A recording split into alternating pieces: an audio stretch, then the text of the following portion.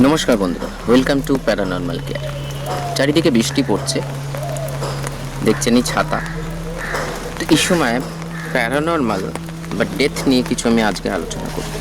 আপনাদের অনেকেরই যারা এই সম্পর্কে ইন্টারেস্ট রাখেন, আপনাদের খুবই অনেক কিছু জানতে পারবেন, বুঝতে পারবেন এবং অনেক কিছু পর্দা চোখের সামনে থেকে সরে যাবে। ফার্স্ট বলি আমি নিজের কথা। আমি একজন আফটার ডেথ হিউম্যান সোল বা অ্যানিম্যাল সোল কমিউনিকেটর বা অ্যানালাইজার, মানে ডেথের পর কমিউনিকেশন করি আমি। দুদিন আগে একজন ভাই এরকম, এটা তো একটা জাস্ট উদাহরণ দিচ্ছি, একজন ভাই তার মা হঠাৎ করে সাডেন ডেথ হয়, কিছু বলে যেতে পারেনি, সে কমিউনিকেশন করতে বলেছে আমাকে এবং তার মায়ের সঙ্গে কমিউনিকেশন হয়। আজকে তার রিপোর্ট আমি ওনাকে সাবমিট করব। সবসময় যে আমি এনাদের সঙ্গে কমিউনিকেট করছি তা নয়, আফটার ডেথ অনেক সোল আমার সঙ্গে কমিউনিকেট করে। কিন্তু হাস্যকর ব্যাপার শুনবেন, পুরানা মন্দির বলে একটা বই এসেছিল, তখন আমি খুব ছোট, হলে দেখতে গেছিলাম মা বাবার সঙ্গে। ভয় এত খেয়েছিলাম, মানে এখন দেখলে হাসি পায়, তখন এত ভয় খেয়েছিলাম। আমি এটাই বলবার চেষ্টা করছি, যেটা নিয়ে এত ভয় ছিল, মানে বাথরুম করতে গেলে আমার মা আমার সঙ্গে থাকতো, আর যে তাদের নিয়ে সেই জগৎ নিয়ে আমার কাজ। ব্যাপারটা হয় যেটা পরে ফিল করি যে আমি ইনবর্নগুলোকে নিয়ে জন্মাই, তারপরে নিজের প্র্যাকটিস এবং গুরু দীক্ষার মাধ্যমে মানে সেগুলোকে প্র্যাকটিসের মাধ্যমে আজকে উন্নতি পর্যায়ে গেছে, একটা স্ট্যান্ডার্ড পর্যায়ে এসছে। ডেথ, যদি সনাতন ধর্ম নিয়ে যদি আমি কথা বলি, আমরা মনে করি যে ডেথ মানে হচ্ছে ডেথ, কেউ একজন শরীর থেকে বেরিয়ে গেল, সে আবার জন্ম পাবে। এতটা ইজি নয়, কারণ আমাদের ওয়ার্ল্ডের প্যারালাল একটা ওয়ার্ল্ড, যেটাকে আমরা অ্যাস্ট্রাল প্ল্যানেট বলতে পারি। অ্যাস্ট্রাল প্ল্যানেটের মধ্যে আবার তিনটে ভাগ হয়। লোয়ার অ্যাস্ট্রাল প্ল্যানেট, যেখানে আমরা স্বপ্ন দেখি বা বিভিন্ন রকম লোয়ার এন্টিটিস অ্যাটাক হয়। মিডল অ্যাস্ট্রাল প্ল্যানেট, হায়ার, যেখানে আমরা ঈশ্বরের সন্ধান পেতে পারি। আর একটা হচ্ছে স্পিরিট ওয়ার্ল্ড। এবার অনেক ক্ষেত্রে কি হয়, ডেথ, আমরা সাধারণ মানুষ, আমাদের অ্যাটাচমেন্ট প্রত্যেকটা ক্ষেত্রে, গটি বাটি, টাকা পয়সা, বাড়ি, সম্পর্ক, সমস্ত কিছু ক্ষেত্রে অনেক সময় কি হয়, যখন দেখবেন অনেকে এটা অনুভব করে, তাদের ডেথের আগে তারা বুঝতে পারে। আমি নিজেও একটা জিনিস প্র্যাকটিস করাই বা নিজেকেও প্র্যাকটিস করাই, সেটা হচ্ছে যে অ্যাকসেপ্টেন্স অফ ডেথ, মানে আগে থেকেই ডেথের প্র্যাকটিস করা, নিজের মাইন্ডকে প্রিপেয়ার করা। কারণ দেখুন, আজকে আমি ছাতা ধরে বসে আছি, কালকে নাও থাকতে পারি। আলটিমেট সবাইকেই যেতে হবে। একটা হচ্ছে যাওয়া, একটা হচ্ছে পুরো যাওয়া, মানে সম্পূর্ণ যাওয়া। ডেথ বুঝতে গেলে আমাদের শরীরকে বুঝতে হবে। যে বডিটা নিয়ে আমি বসে রয়েছি, এটা আমার একটা ফিজিক্যাল বডি, মাদার নেচার বা ইউনিভার্স আমাকে দিয়েছে। এরপরেও আরও 4টা বডি আছে।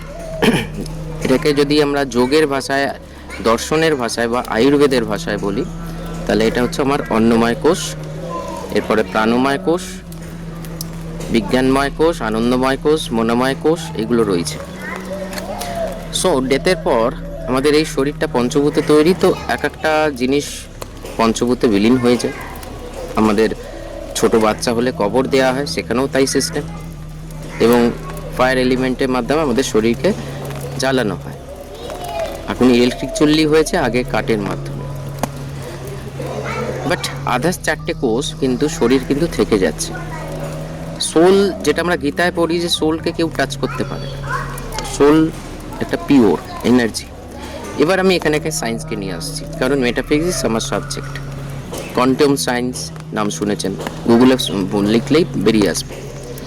কোনো কিছু যা আপনি দেখছেন স্থূল শরীরে, যা কিছু এইখানে ধরুন একটা রেলিং রয়েছে, আমার ছাতাটা, এটা হচ্ছে মেটা ফরমেশন। কোনো সময় এটা একটা, এই ছাতাটাই এনার্জি ফরমেশন ছিল। কারোর প্ল্যানিং আসে মাথায় যে বৃষ্টি হবে, রোদ্দুর হবে, এরকম ধরনের একটা প্রোটেকশনের ব্যবস্থা, যাতে মাথাটা গার্ড হয়। এটা যখন বানানো হয় তখন মেটা ফরমেশনে আসে, যেটা এনার্জি ফরমেশন থেকে মেটা। ইউনিভার্সে এরকম প্রচুর জিনিস, মোবাইল, আজকে যাবতীয় যা আবিষ্কার হচ্ছে, আপনি আমি, প্রত্যেকটাই এনার্জি।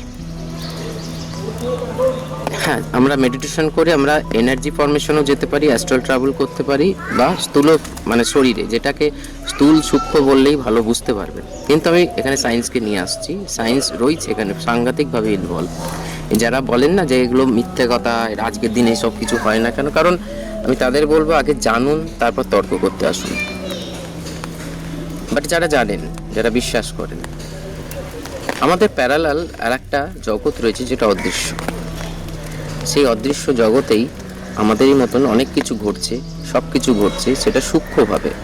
মানে যদি আমি মেটাফিজিক্স বা মানে কোয়ান্টাম সায়েন্স হিসাবে দেখি, তাহলে এনার্জি ফর্মেশনে ঘটছে, আর এই ওয়ার্ল্ডে মেটা ফর্মেশনে ঘটছে। আমরা যখন শরীর ত্যাগ করি, আমাদের ইমোশন, আমাদের যে ধরনের ইমোশন যেগুলো ট্রিগার হয় জীবিতকালে, মানে এই অন্নময় কোষ বা এই স্থূল শরীর থাকার ফলে সেগুলো ইমোশনালি সেই সমস্ত বডিতে থেকেই যায়। আমরা যাকে ভূত বলি না, ভূত বলে কিছু হয় না, একটা অবয়ব হয়। এবার আপনি যদি মরণের পরে পড়ে থাকেন স্বামী অভেদানন্দ মহারাজের, সেটারও আপগ্রেডেশন হয়েছে, সেখানে পুরোপুরি ডিসকাস করা হয়েছে, যেটা আমরা আজকের দিনে প্র্যাকটিক্যাল করি, আমাদের মতন যারা আফটার ডেথ অ্যানালাইসিস করতে পারে, যে মানে এনার্জির তিনখানা লেয়ার এরকম হয়। সবাই যে সব কিছু শক্তি অর্জন করছে তা নয়। এবার এই সমস্ত ভূত, মানে প্রেত বলুন, পিশাচ বলুন, বেতাল বলুন, এরা কিন্তু এক্সিস্ট করছে সেই প্যারালাল মানে ইনভিজিবল ওয়ার্ল্ডে, যেটা আমরা একদিক দিয়ে সায়েন্সের ভাষায় ডিমেনশন বলতে পারি বা ডাইমেনশন বলতে পারি। আমরা থার্ড ডাইমেনশন, তারা এমন একটা ডাইমেনশনে রয়েছে, আমি ডাইমেনশনের দিকে যাচ্ছি না অতটা, যে তারা অলওয়েজ কিন্তু আপনাদের সেন্স করতে পারে, আমরা কিন্তু চাইলে চট করে সেন্স করতে পারি না। যেমন ধরুন ভগবানকে আমরা কি কোনোদিন দেখেছি? আমরা বিশ্বাস করি এবং সেই বিশ্বাসে আমাদের ফল হয়, কাজ হয়। যে যে রূপকে বিশ্বাস করে, তার মানে সেটা এনার্জি ফর্মেশন। আমরা মহাদেবের পুজো করি, বিভিন্ন দেবদেবীর ঈশ্বরের পুজো করি, সেটা হচ্ছে তাদের মেটা ফর্মেশন। একটা আকৃতি দেওয়া হয়েছে যে হনুমানকে এরকম দেখতে। আদৌ কি হনুমানকে যদি আপনি সাধনা করেন, মেডিটেশন করেন, দেখবেন একটা লাইট, মানে সে একটা energy, higher energy, not lower energy, যেটার মাধ্যমে এই সৃষ্টি চলছে। তেমনি ডেথ হয়ে যাওয়ার পরই যে জন্ম হয়, এর কোনো মানে নেই। ডেথ একটা ইভেন্ট, এনার্জি ফর্মেশনকে স্থূল শরীর বলতে পারেন, মেটা ফর্মেশন থেকে ডিটাচ করা, বা এনার্জি মেটা ফর্মেশন থেকে আবার এনার্জি ফর্মেশনে কনভার্ট হওয়াকেই আমরা ডেথ বলতে পারি। সেই জন্য লাইফ আফটার ডেথ কথাটা এসছে, মানে বা after death, life after death, মানে মানে মৃত্যুর পরও একটা জীবন আছে। সেই জীবনটা কি,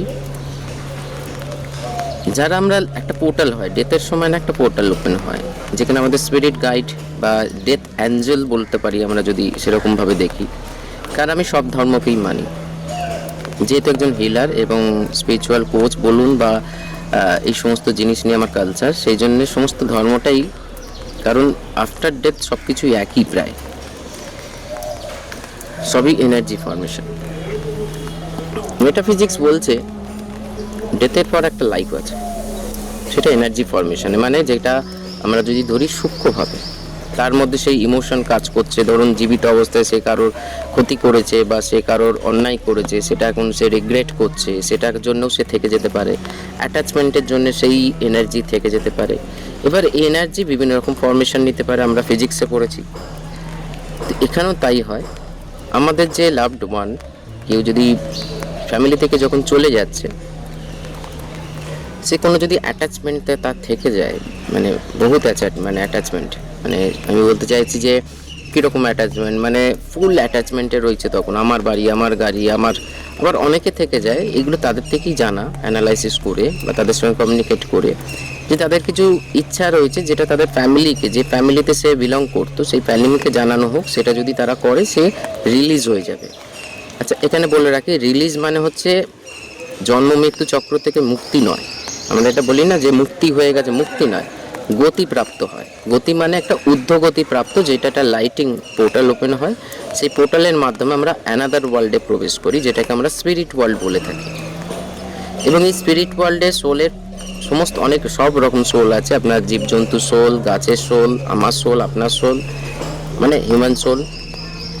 সেখানে আবার নিউ বার্থের জন্য প্ল্যানিং হয়, আমাদের সোল গাইড থাকে, আমাদের পাস্ট লাইফকে, মানে যে লাইফটা আমরা পেরিয়ে এলাম, কাটিয়ে এলাম, সেখানে কি ভুল করেছি, কি ঠিক করেছি, কোন সিচুয়েশানে কীরকম রিয়্যাক্ট করা উচিত ছিল, বা আমাদের যে লেসন নিতে এসেছিলাম সেই লেসনটা কমপ্লিট কিনা বা ইনকমপ্লিট, এই সমস্ত কিছু নিয়ে আলোচনা হয়। যদি ইনকমপ্লিট থাকে আমাদের আবার আসতে হয়।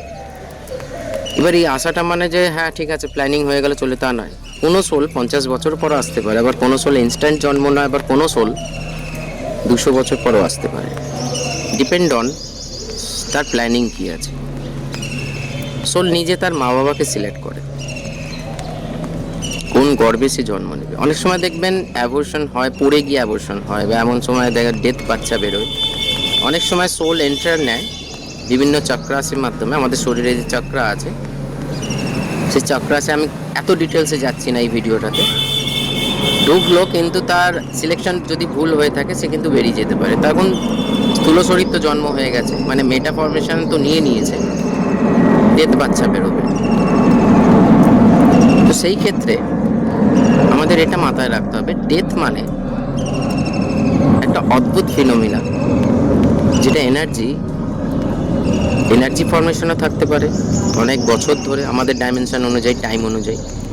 এনার্জি নতুন কোনো মেটাফরমেশন নিতে পারে, আবার এনার্জি রেস্টও নিতে পারে স্পিরিট ওয়ার্ল্ডে। কিন্তু অ্যাস্ট্রাল প্ল্যানেট বলে একটা জিনিস হয়, যেটা সম্পূর্ণ অদৃশ্য। অ্যাস্ট্রাল প্ল্যানেট বলে যে জিনিসটা হয়, সেটা আপনি সাধনা বা মেডিটেশনের মাধ্যমে আমরা সেই জগতে প্রবেশ করতে পারি, যে জগৎটা আমাদের প্যারালালি চলছে অথচ অদৃশ্য। ডেথের সম্পর্কে আরও অনেক কিছু বলার আছে। মানে এই ইউনিভার্স এমনইভাবে ক্রিয়েশন, বা ইউনিভার্সে এমন কিছু জিনিস রয়েছে যেটা সায়েন্স কেন, এখনও আধ্যাত্ম তো অনেক আগেই মানে প্রমাণ করে ফেলেছে।